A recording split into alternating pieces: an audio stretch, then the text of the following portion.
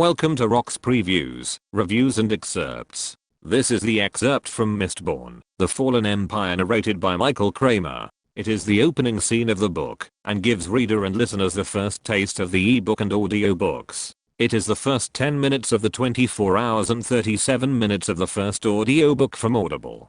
Point of view: Lord Themis Tresting. The opening takes place on the estate of Lord Themis Tresting, a country noble, where an obligator of the Steel Ministry is discussing the results of his audit of the farm. Lord Tresting briefly entertained Strathventure's personal obligator at his plantation manor, and was promised a favorable report in Tresting's upcoming contract with House Venture. He was distracted from his guest by a scar in the field staring at him and smiling, and when he called for Taskmaster Curtin to take care of the problem, the offending scar had vanished. This minor event did not deter him from choosing Jess's daughter as his reward for a successful day of business, and that choice became his undoing.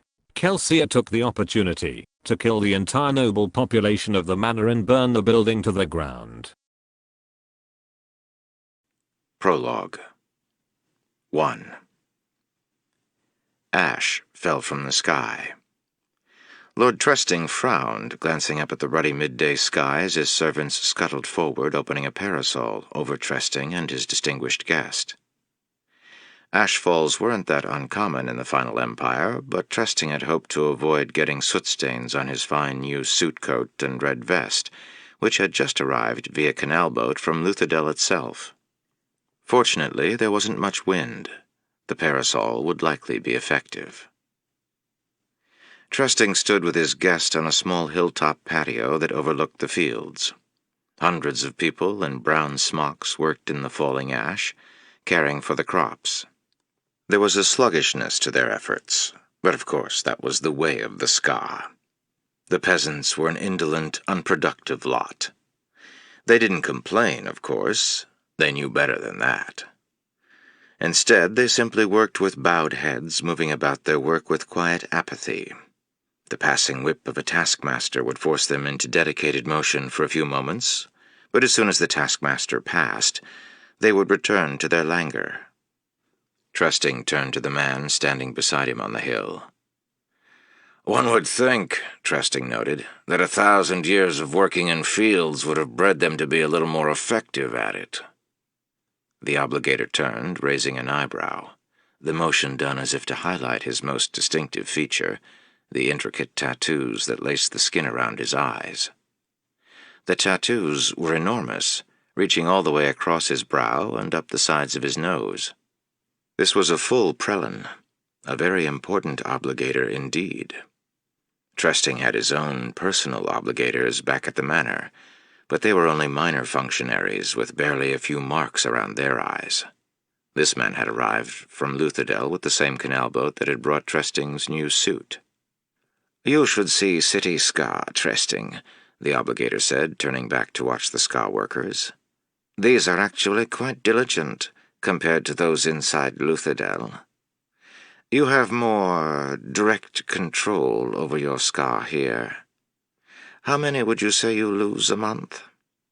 "Oh, 6 or so," Tresting said. "Some to beatings, some to exhaustion." "Runaways?" "Never," Tresting said. "When I first inherited this land from my father, I had a few runaways, but I executed their families. The rest quickly lost heart. I've never understood men who have trouble with their Ska. I find the creatures easy to control if you show a properly firm hand."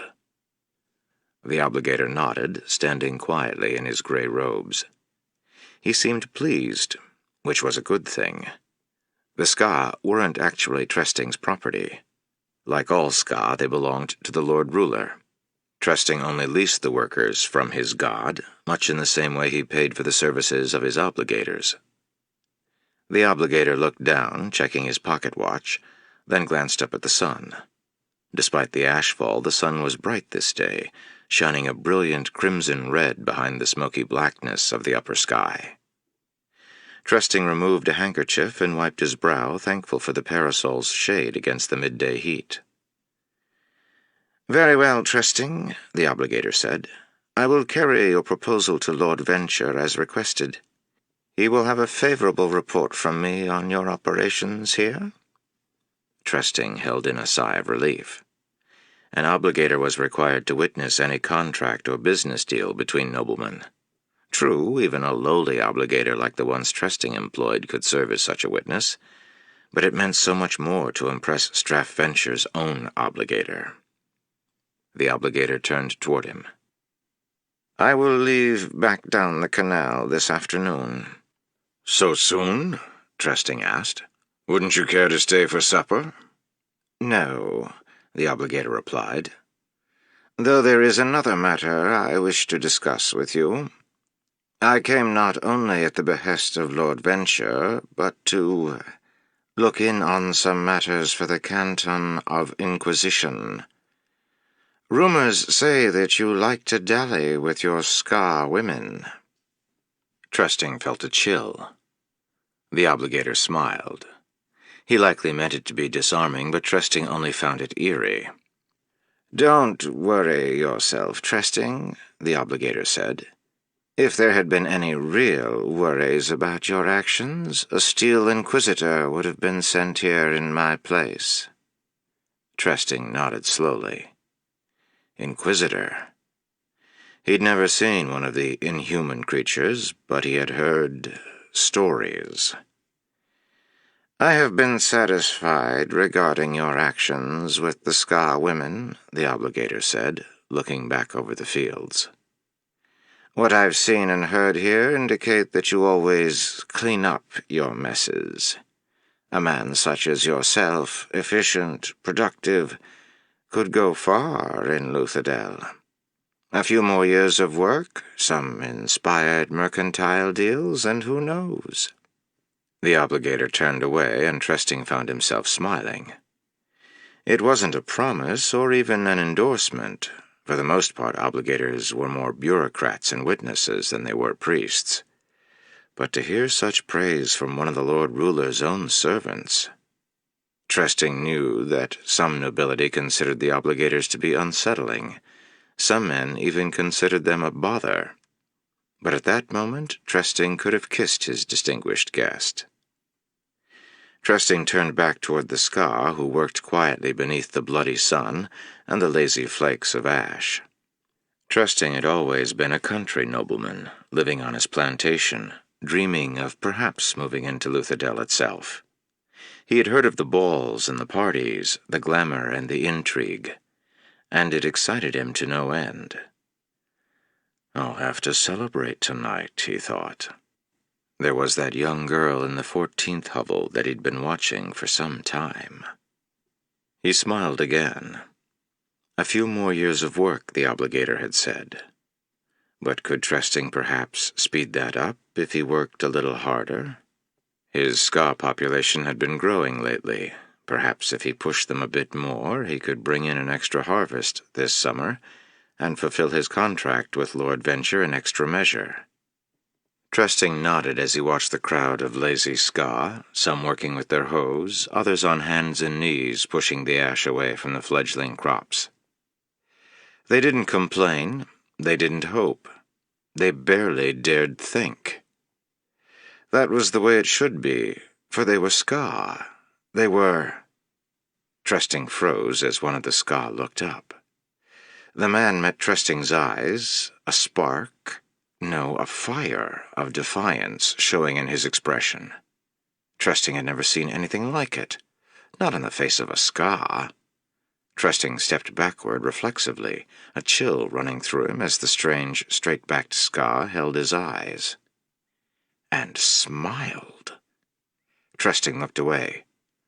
"Curtain!" he snapped. The burly taskmaster rushed up the incline. "Yes, my lord." Trusting turned, pointing at... He frowned. Where had that Scar been standing? Working with their heads bowed, bodies stained by soot and sweat, they were so hard to tell apart. Trusting paused, searching. He thought he knew the place. An empty spot where nobody now stood. But no, that couldn't be it. The man couldn't have disappeared from the group so quickly. Where would he have gone?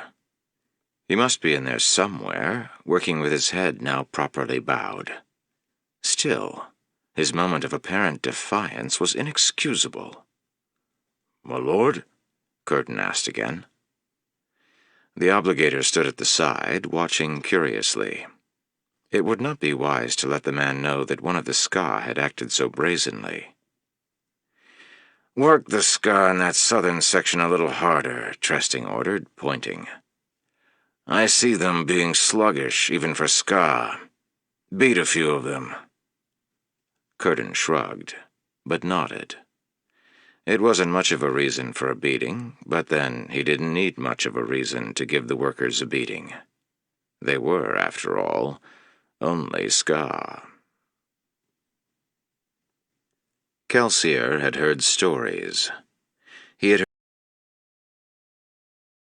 Mistborn: The Final Empire, the Mistborn saga book, one by author Brandon Sanderson, narrator by Michael Kramer and publisher Macmillan Audio, with another book excerpt. This has been Rock's book previews, reviews, and excerpts. Don't forget to like, share, and subscribe if you enjoyed the video.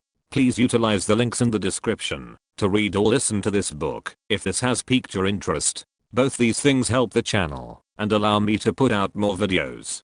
Thank you for staying all the way through, and see you next time through the wormhole.